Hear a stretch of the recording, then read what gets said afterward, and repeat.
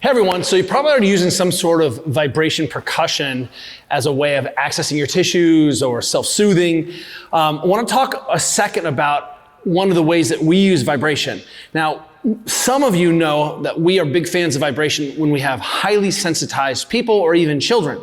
A little bit of that vibration during some soft tissue mobilization can do a lot to sort of tamp down some of the gnarly feelings that people get when they initiate a conversation with their tissues, especially if they're not used to it or sensitive. Some people are just more sensitive. It's okay. It's true. Even Diane's sensitive.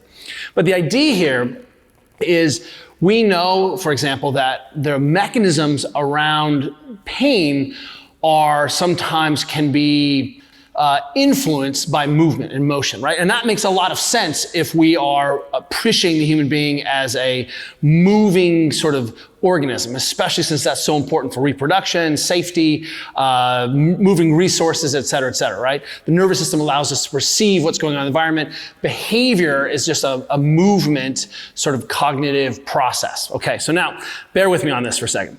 So what we know is that if you injure yourself or ding yourself, oftentimes we'll see a little movement that happens with it. And what a great evolutionary adaptation that is.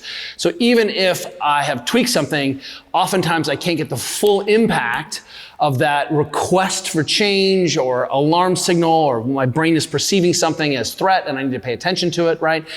Because I'm moving and because I can continue to move, because I need to continue to move to eat, to get out into safety, to et cetera. So all the things that we would kind of be doing as, as human animals, that's a way of interfering with some of those pain signals, which is why when kids get those injections, they'll often use a little buzzy bee, which is a little vibrating device, and then the child can't even feel the injection site because of the vibration, right? Why people will say, like, shake it off, or, you'll see a kid fall and run away. But we can actually use that same idea, and some of that may just be the pain gate theory, if that's your thing. It's complex. But we know that when people are injured or post-surgery, sometimes we need to give our athletes some relief. And one of the very powerful tools that we use for on-demand pain relief is vibration.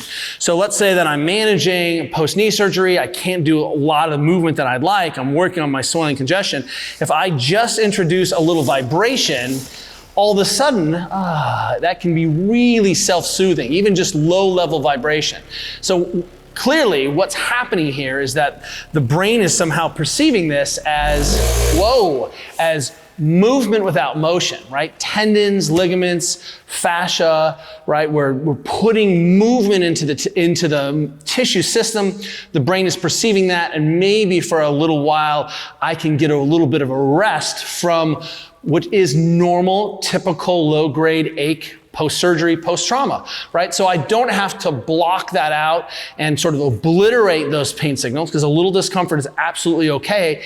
Informs us what we should do to protect ourselves so we don't overdo it, helps us to keep moving, find different positions, decongest. That pain signal after injury and trauma can be very, very powerful aid in better healing. But sometimes you need a break because you're just, being obliterated by it. So if you're already here, sometimes, it can be easy to say, hey, look, I just need some relief, some low-grade vibration, even put a towel over that, and what will end up happening is that people can feel self-soothed. So again, we love the vibration for kids and people with high sensitivity. We love it for our high-level athletes, but in this situation, since you probably already have something like this running around, can be a really powerful way, an powerful analgesic way to give you some on-demand pain relief when you're looking for it.